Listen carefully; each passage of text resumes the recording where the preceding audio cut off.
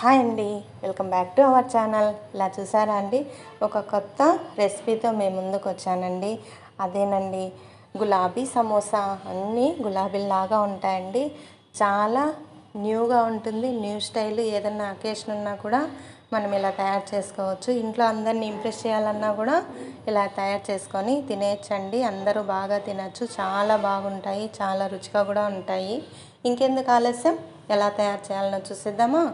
ఒక కప్పు గోధుమ పిండి తీసుకోవాలండి. రుచికి తగినంత ఉప్పు వేసి, 2 స్పూన్స్ నువ్వులు వేసేసి, 2 స్పూన్స్ ఆయిల్ వేసేసి, చపాతీ ముద్దలాగా కొంచెం కొంచెం వాటర్ వేస్తూ కలిపి పెట్టుకోవాలండి. కొంచెం సాఫ్ట్గా కలిపి పెట్టుకోవాలా. ఆ తర్వాత మనం స్టఫింగ్ కోసము ఆలు తయారు చేసుకోవాలండి. 10 మినిట్స్ పిండి పక్కన పెట్టిన తర్వాత ఆలు తయారు చేసుకోవాలా. 3 ఉడకబెట్టిన ఆలు తీసుకొని ఇలా తురిమి పెట్టుకోవాలండి. మెత్తగా స్మాష్ చేసి పెట్టుకోవాలా. అందులోకి రుచికి తగినంత ఉప్పు, కారము, సన్నగా కట్ చేసినటువంటి పచ్చిమిర్చి, అలానే సన్నగా కట్ చేసినటువంటి కరివేపాకు, సన్నగా కట్ చేసినటువంటి కొత్తిమీర కూడా ఉంటే వేసుకోండి. అలానే 2 స్పూన్స్ కార్న్ఫ్లోర్ వేసి ఇలా ముద్దలాగా తయారు చేసి పెట్టుకోవాలండి. పక్కన పెట్టేసి ఒక బౌల్ తీసుకొని 2 స్పూన్స్ గోధుమ పిండి వేసి కొంచెం వాటర్ వేసి కలిపి పక్కన పెట్టుకోవాలి. ఎందుకంటే స్టఫింగ్ విడిపోకుండా ఉండడానికి మనకు యూజ్ అవుతుందండి. ఆ తర్వాత చపాతీ ముద్దను తీసుకొని చపాతీలాగా ఒత్తుకోవాలండి.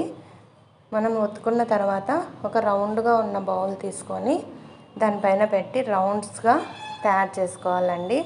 అన్నీ ఇలా రౌండ్గా తయారు చేసుకుంటే మనం ఈజీగా గులాబీని తయారు చేసేసుకోవచ్చు.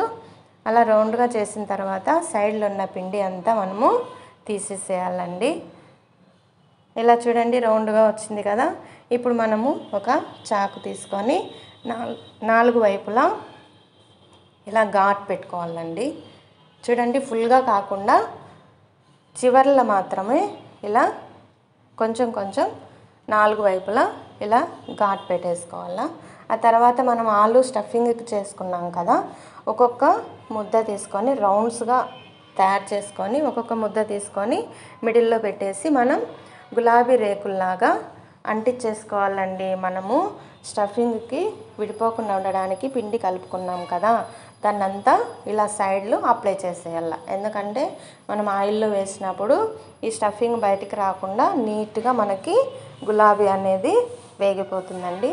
చూడండి, ఇలా అన్నీ రెడీ చేసి పెట్టుకొని డీప్ ఫ్రైకి సరిపడా ఆయిల్ వేసుకొని అందులో మనం ఎర్రగా లో టు మీడియం ఫ్లేమ్లో బాగా కాల్చుకోవాలండి.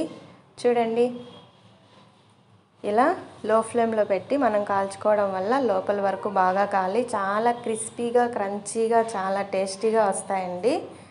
ఇలా ఒక 5 మినిట్స్